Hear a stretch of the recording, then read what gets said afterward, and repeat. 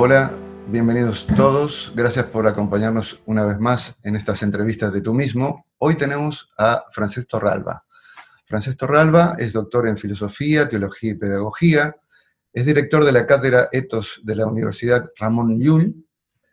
Ha publicado un gran número de ensayos traducidos al inglés, alemán, inglés, italiano y portugués, entre otras lenguas. Preside distintos comités de ética y es académico de número de la Real Academia Europea de Doctores. Entre sus obras filosóficas cabe destacar Inteligencia Espiritual, La Ética como Angustia, Mundo Volátil y uno último, que va a ser el tema central de nuestra charla de hoy, Vivir en Esencial, Ideas y Preguntas después de la Pandemia. Francesc, muchas gracias por recibirnos ahí en tu casa y poder dar posibilidad a este intercambio de preguntas y respuestas. En primer lugar, bueno, citas en el prólogo algo escrito por el teólogo brasileño Leonardo Boff, esto de que tenemos una oportunidad única para construir o para repensar, en todo caso, la forma como producimos, consumimos y nos relacionamos con la naturaleza. Acaba de firmarse, dicen que son millones de firmas de sanitarios que le piden a los dirigentes del mundo que piensen justamente en esto de que es primordial la relación que tenemos con la naturaleza para que lo que ha ocurrido no vuelva a ocurrir. Sí. Bueno, en primer lugar, gracias a ti por la invitación, gracias por la lectura tan atenta de mi libro. Es un gozo, es un placer poder conversar contigo y Gracias. también por las preguntas que me estás formulando y que nuestros oyentes podrán seguir y podrán escuchar. Leonardo Boff, para mí, es una figura que siempre me ha dado mucho que pensar, especialmente en los últimos tiempos, cuando se ha dedicado mucho a analizar el valor del cuidado de la tierra, el cuidado de los vínculos, el cuidado de la naturaleza. Y me parece que en esta crisis pandémica, uno de los valores que ha emergido con mucha fuerza es justamente el valor del cuidado. Precisamente porque hemos constatado nuestra fragilidad, nuestra vulnerabilidad.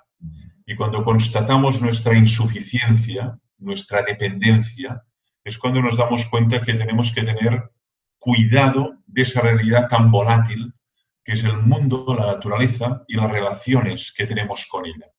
Por eso me alegra lo que me dices, que haya tantos sanitarios en el mundo que exijan otro tipo de relación con los ecosistemas, es una buena noticia. Otra cosa es si los poderes fácticos, los poderes políticos, los poderes económicos serán capaces de hacer acuse de recibo y cambiar en el modo de gobernar. Pero necesitamos una política centrada en el cuidado y una gobernanza centrada en el cuidado de la tierra y del ser humano.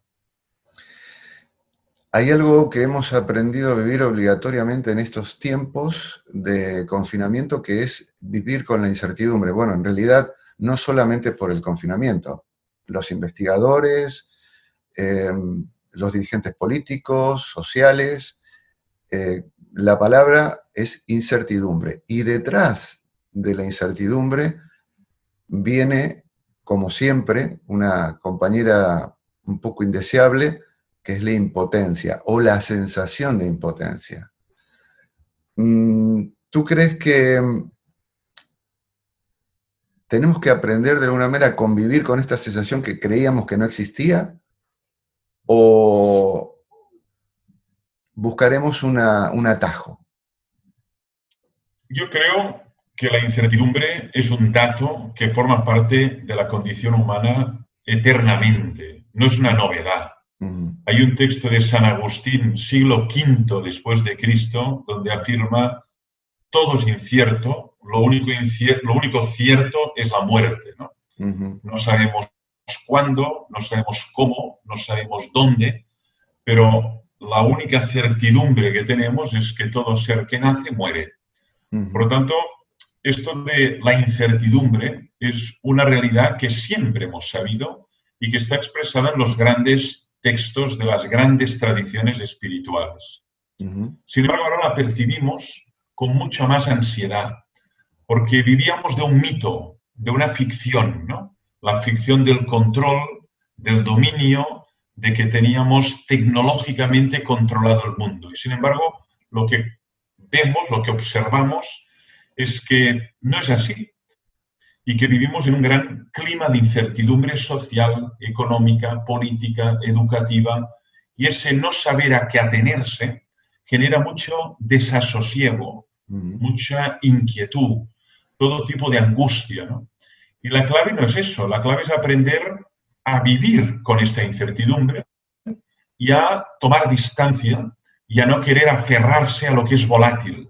Eso que llamaban el desapego o el deshacimiento, ¿no? Que son expresiones muy familiares, tanto en la tradición budista como en la tradición cristiana, especialmente en la mística cristiana castellana de Santa Teresa o de San Juan de la Cruz. Tú dices que esto estamos, bueno, algunos estamos saliendo de lo peor en esta parte del globo terrestre, pero hay otros que la están pasando mal como nosotros lo hemos estado. Y hay una secuencia, digamos, desde que empezó, dónde estamos y hacia dónde vamos. En ese entremedio, con esa frasecita de esto también pasará, ¿cuáles son los recursos que nos vienen más a cuento en este momento? Porque en este contexto de incertidumbre no tenemos mapas cartográficos que nos puedan guiar desde el modelo vigente y que parece que va a cambiar. Y entonces, ¿qué hacer? Es una pregunta que muchos se hacen. Algunos evitan, otros niegan, otros profundizan. No digo si es lo más aconsejable una cosa que la otra, pero ¿qué es lo que más nos ayudaría? ¿Qué es lo que más aportaría? ¿Qué quedaría de todo esto? A ver, no cabe duda que vivimos un tiempo de cambio de paradigma, de transición. Un mundo está cayendo y nace otro mundo. Y en esa transición es en la que vivimos. Cuando pasa eso, hay dos tendencias. Una tendencia es intentar salvar el mundo que cae. Es la tendencia nostálgica, reconstruccionista, ¿no? O que intenta recomponer las piezas de un mundo que se tambalea y que está cayendo. Pero hay otra tendencia, que es la de estar observando lo que están haciendo, lo que está emergiendo, para emprender nuevas fórmulas y nuevos caminos y nuevas formas de vivir, ¿no? O lo estamos observando. Hay formas que ya se han demostrado completamente insostenibles. El consumismo voraz es insostenible. El individualismo o hiperindividualismo es insostenible. En cambio, estamos observando que emergen valores sostenibles en la sociedad. El cambio de un vehículo que genera CO2 a la bicicleta, esto es un cambio en el modo de desplazarse que tiene asociado un tipo de valores nuevos. Entonces, de lo que se trata es de pasar de un hiperconsumismo a un consumo consciente o responsable. De lo que se trata es de pasar de una actitud materialista a descubrir valores postmaterialistas. Todas estas transiciones siempre generan dolor, porque dejar lo que uno tenía, lo que uno amaba, en ese entorno donde se sentía cómodo no es fácil. Y sin embargo es el único modo de poder aprender de esta situación crítica en la que nos hallamos.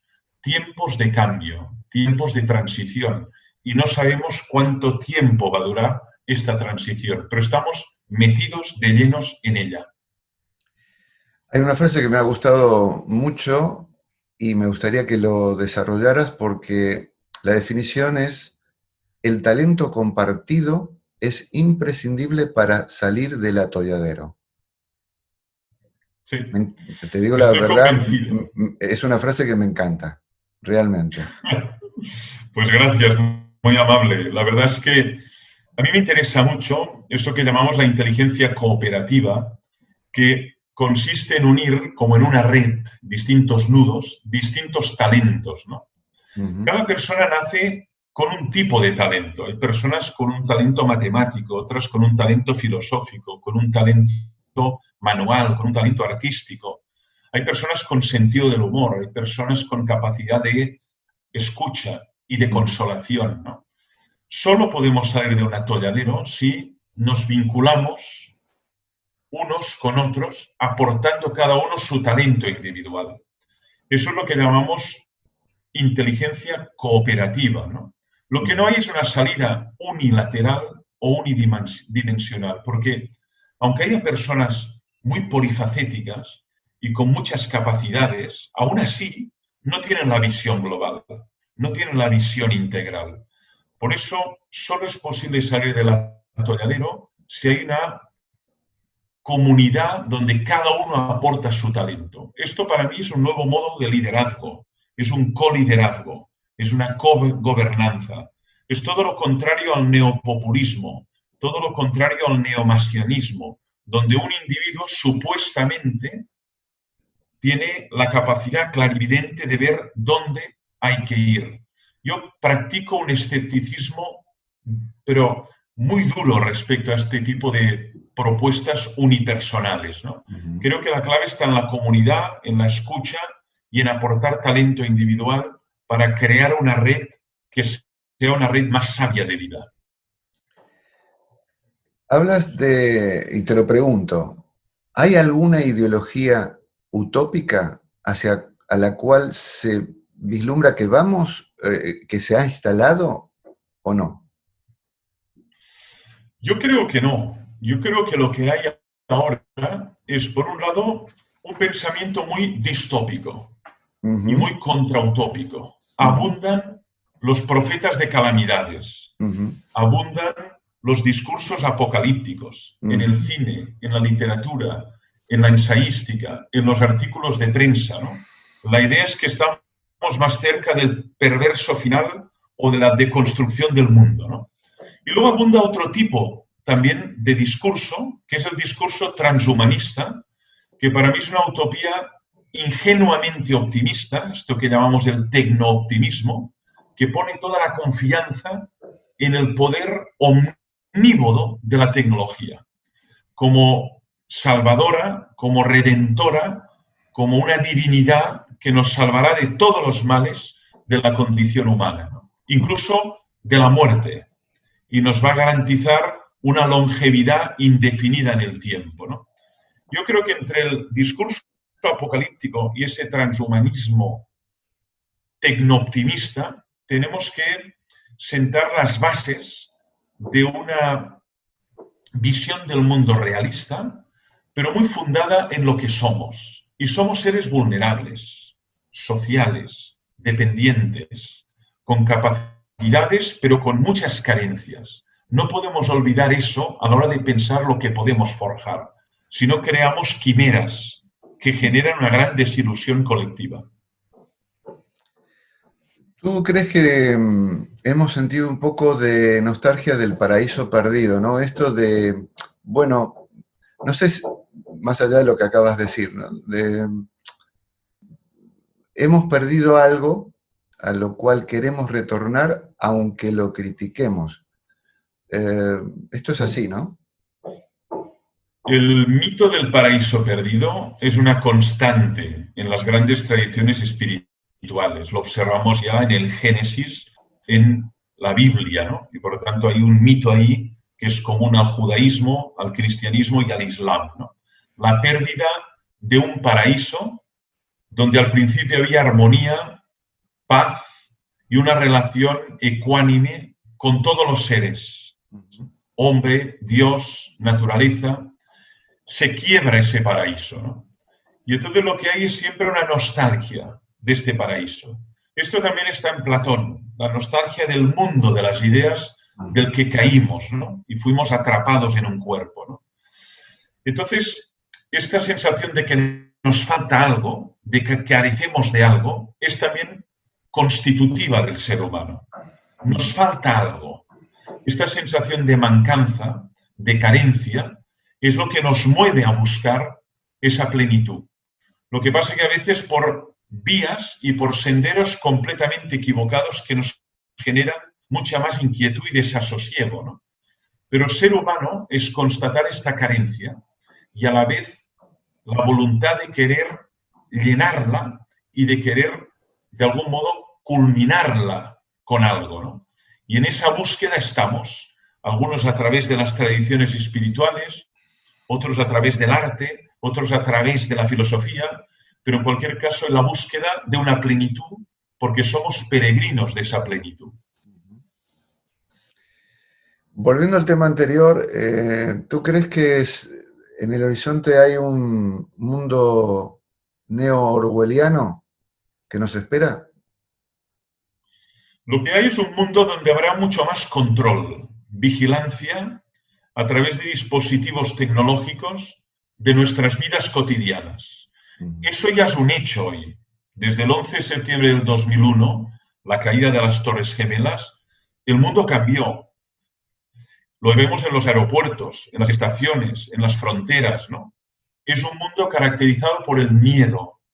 Zygmunt Bauman lo expresó muy bien en su obra Miedo líquido, ¿no? Un miedo que está penetrando en todas las esferas, ¿no? En todos los circuitos, en todas las instituciones, ¿no? Cuando hay miedo, se genera una sociedad de la vigilancia que quiere controlar, fiscalizar, observar, como una especie de panóptico global, ¿no? Un ojo que lo controle todo, ¿no? Por lo tanto, en 1984, George Orwell, pero antes está el panóptico de Bentham, ¿no? Y la idea de un ojo que va a controlar todos los seres humanos. Y eso en contextos de crisis pandémica lo vamos a aceptar, lo vamos a tolerar, lo vamos a legitimar, porque queremos estar seguros, queremos tener salud y por lo tanto vamos a ceder nuestra intimidad, vamos a regalar nuestra intimidad, vamos a renunciar a nuestra libertad de movimientos, de expresión, de manifestación, para tener más seguridad, para tener más salud. Y eso llevará a una monitorización de la vida de los ciudadanos. Y además la tecnología lo permite.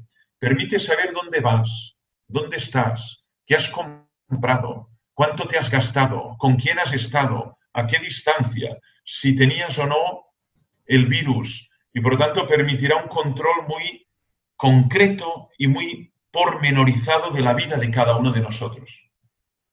Estoy pensando si, porque ante ese panorama siempre hay una porción de la población que dice yo me opongo, yo esto no lo quiero, yo esto no es para mí, lo puede hacer y manifestar de distintas maneras, pacíficamente, violentamente, etcétera, etcétera.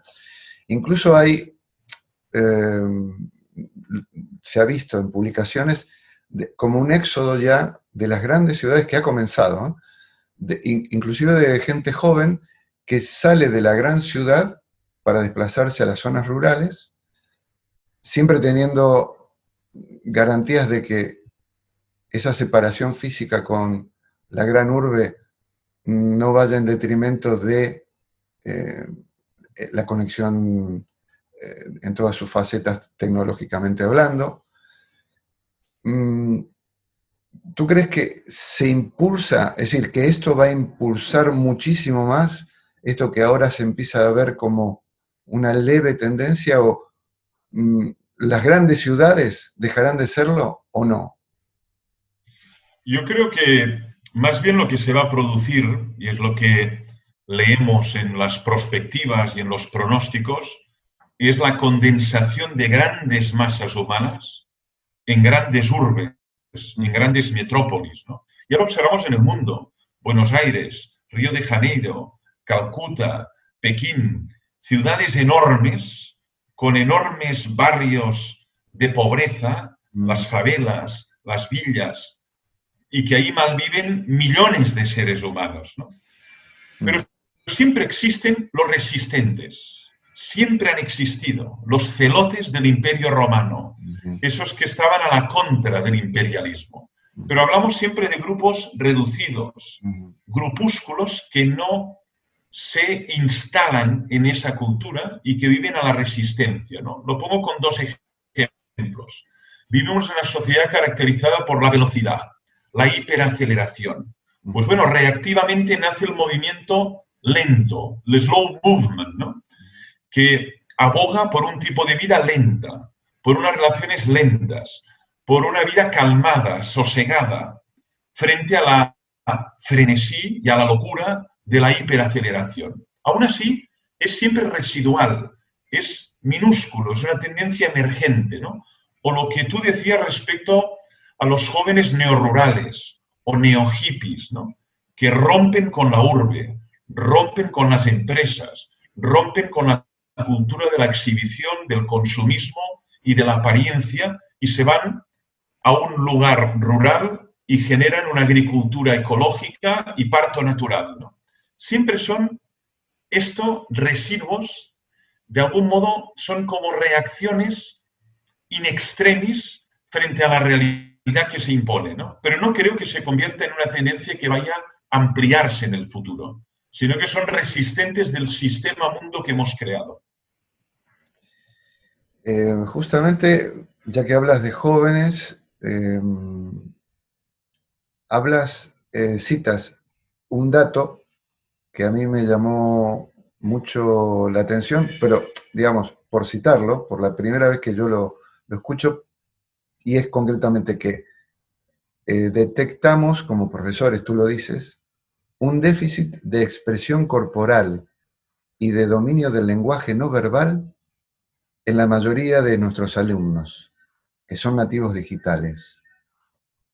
Bueno, yo lo constato, soy profesor desde hace 26 años en la universidad, tengo la suerte de compartir el aula con muchísimos jóvenes desde el mes de septiembre hasta el mes de junio.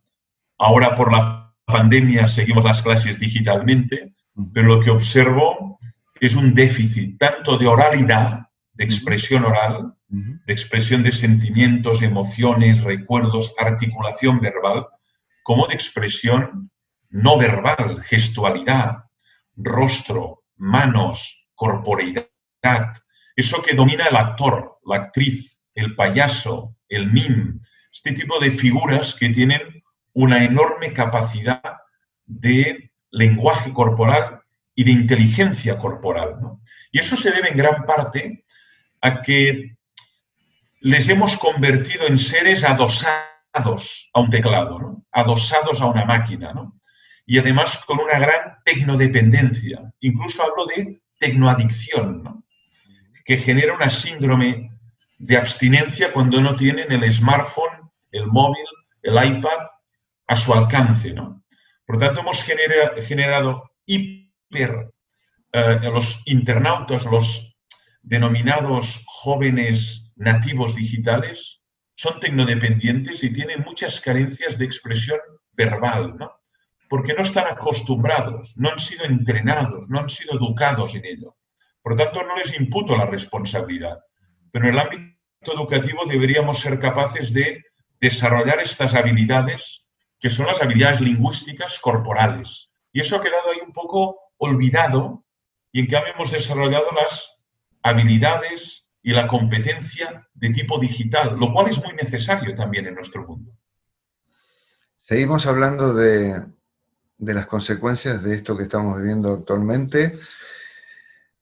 Debemos transitar de la conciencia tribal a la planetaria. Bueno, lo estamos un poco comentando antes, ¿no? De esto de que antes se decía pensar en global, pero actuar en lo local, ¿no? Esto es como una especie de virar también de una conciencia de derechos a deberes. Es decir, no quiero que no quiero que me reconozcan lo mío, sino que puedo contribuir yo a los demás. Volvemos al tema, ¿no? Sí. Yo creo que en esta crisis se ha puesto de manifiesto. La mentalidad tribal es la que solo tiene como objeto de preocupación su casa, su tribu, su pueblo, su gente. Pero el mundo le es indiferente, ¿no? Y eso no es posible en un mundo interdependiente. Si todo es interdependiente, si el mundo es una gran red donde todo está conectado, no puede ser indiferente a lo que ocurre a 6.000 kilómetros, a 8.000 kilómetros, incluso a 12.000, porque al final te va a afectar. Fíjate lo que hemos observado con la pandemia, ¿no? Cuando empezó en China, en España, en Italia, en Francia, en Alemania, pensábamos, bueno, esto está muy lejos, no llegará. Y sin embargo, al final tuvimos que quedar encerrados en casa, cancelar nuestra agenda, cambiarlo todo, cancelar eventos deportivos, culturales, académicos, sociales, bodas, todo. Significa que la interdependencia significa que el mundo ya es un todo interconectado. Y eso exige otro tipo de conciencia. Pasar de la conciencia individual o tribal a la conciencia global. Pasar de concebirme como ciudadano de un barrio al ciudadano del mundo. Y para mí eso requiere de una ética global. Esa idea que está expresada en Hans Küng, en Johann Baptist Metz, ¿no? Y por lo tanto unos deberes mundiales y unas obligaciones mundiales. Y estamos a años luz todavía de pensar en eso. De momento tenemos una Declaración Universal de los Derechos Humanos, 1948, 10 de diciembre, pero no tenemos una declaración de los deberes, de las obligaciones que tenemos con la naturaleza, con el prójimo, con nuestros cuerpos, con la atmósfera, con los animales. Esto no está escrito, porque es mucho más difícil exigirse deberes que reconocer derechos.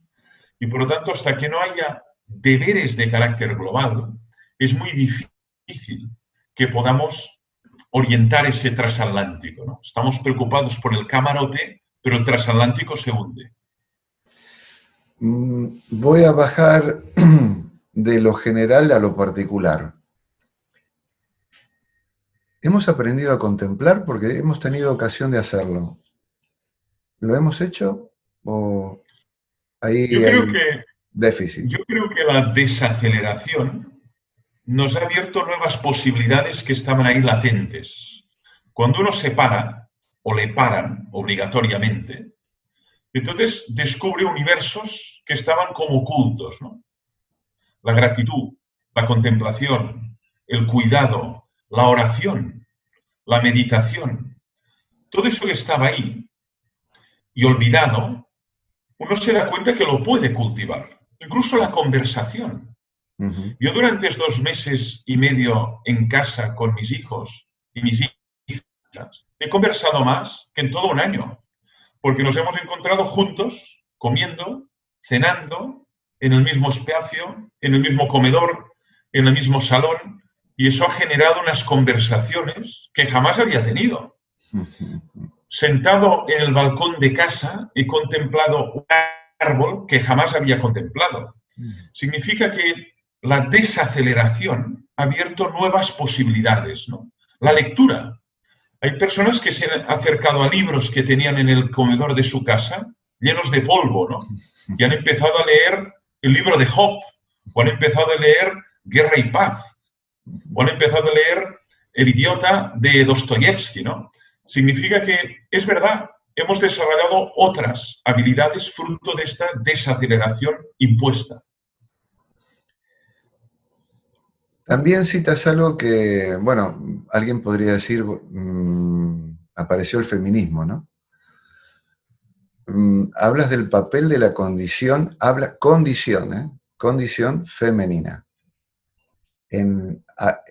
A partir de ahora, ¿no? Es decir, lo viejo, ese paradigma del cual tú hablabas, creo que nadie lo discute ya, marcadamente impregnado de un sello masculino, y estamos en la transición donde la mujer reclama su espacio, etcétera, etcétera. Tú dices, cuidado, aquí llegó el momento del papel de la condición femenina. ¿Cómo es esto? Sí. Leí un manifiesto publicado por profesoras, intelectuales, escritoras francesas, pero también del conjunto del mundo, que publicó Le Monde durante este tiempo, ¿no? Me interesó mucho, hice la traducción de algunos fragmentos y me interesó recogerlo en el libro que estamos comentando, ¿no? Porque esa serie de profesoras y de escritoras decían, La mujer históricamente ha estado en la casa, ejerciendo como cuidadora principal. Y esta función ha sido ninguneada, despreciada, completamente ignorada en la vida pública. Y sin embargo, lo que estamos observando es que en contextos de pandemia el cuidado es imprescindible. Y esa tarea, históricamente, y además indiscutiblemente, quien la ha desarrollado en la civilización han sido las mujeres. Han cuidado de los más vulnerables, de los niños recién nacidos y de los ancianos con dificultades y con todo tipo de senilidades, ¿no? Por tanto, esta idea de aprender de este valor que va vinculado históricamente a la condición femenina significa un desafío para el ser humano masculino, para el hombre, ¿no? Significa abrir una posibilidad que hasta el presente la excluía de su horizonte mental, ¿no? Que es, tú también puedes cuidar, tú también puedes aprender este ejercicio del cuidado que es indispensable para el presente y para las generaciones futuras, ¿no?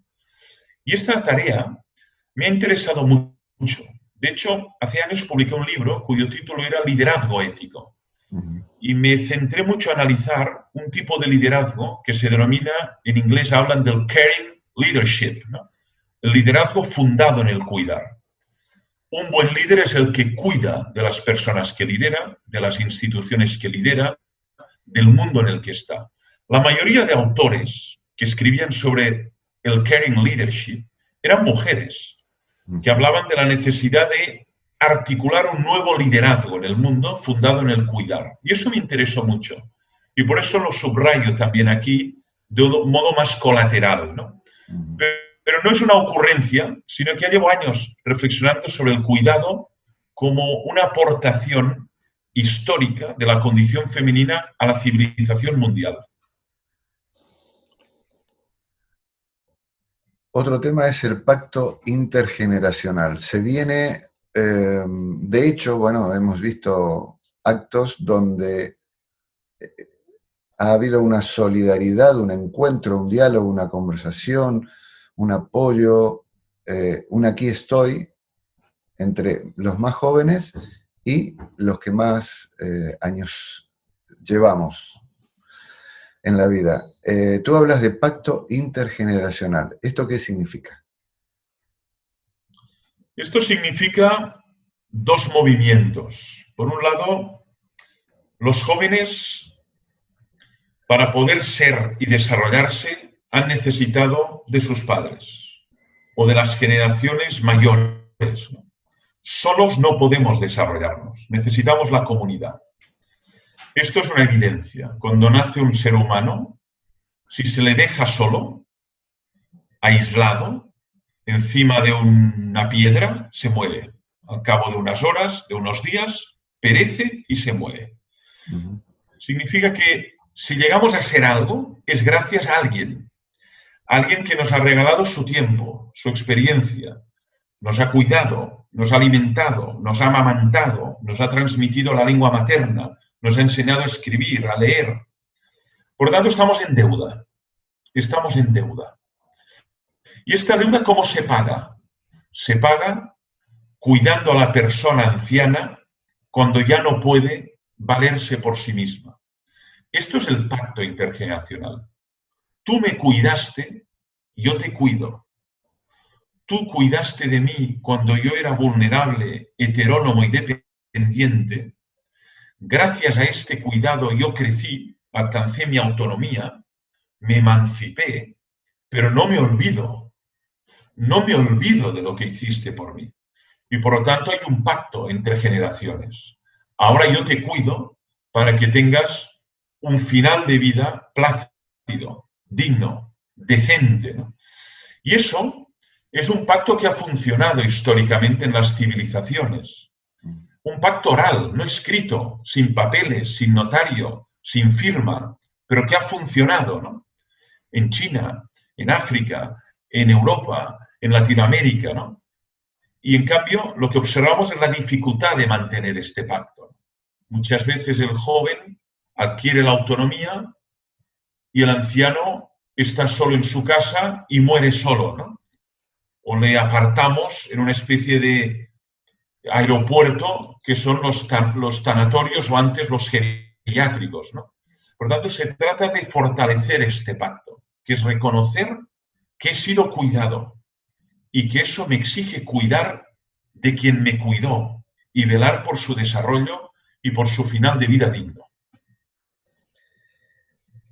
Ya que mencionas la palabra final, te voy a hacer la pregunta final. Y está en el final del libro. Para ser y seguir siendo, basta con muy poco. ¿Cómo me doy cuenta de ello? Te das cuenta de ello especialmente en contextos de crisis, porque te depuran la mirada. Te das cuenta de qué es lo esencial y qué es lo anecdótico, qué es lo sustantivo y qué es lo accidental, ¿no? Te lo pongo con un ejemplo. Cuando uno hace el Camino de Santiago y empieza a caminar de Roncesvalles a Santiago de Compostela, más de 600 kilómetros cada día 25, ¿qué aprende? Que cuanto menos cargado vaya, mucho mejor. Que si puede poner poco en la mochila, mejor. Le salen menos ampollas, se cansa menos, suda menos, va más ligero. Este aprendizaje es básico en la vida. Y cuando uno va muy cargado de cosas, de objetos, de propiedades, de títulos, de rangos, de cargos, cuando va muy cargado de todo eso, se cansa, se agota y no llega a Santiago. Por lo tanto, es verdad, para ser y subsistir se requiere poco.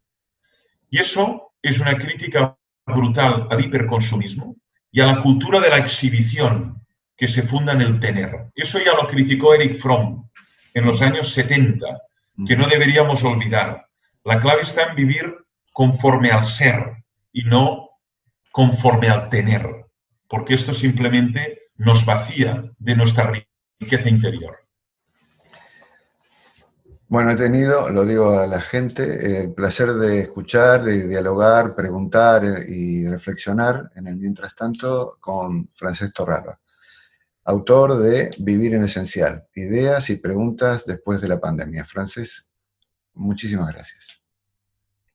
Pues gracias a ti por la conversación y hasta el futuro. Y habrá otra ocasión para hablar.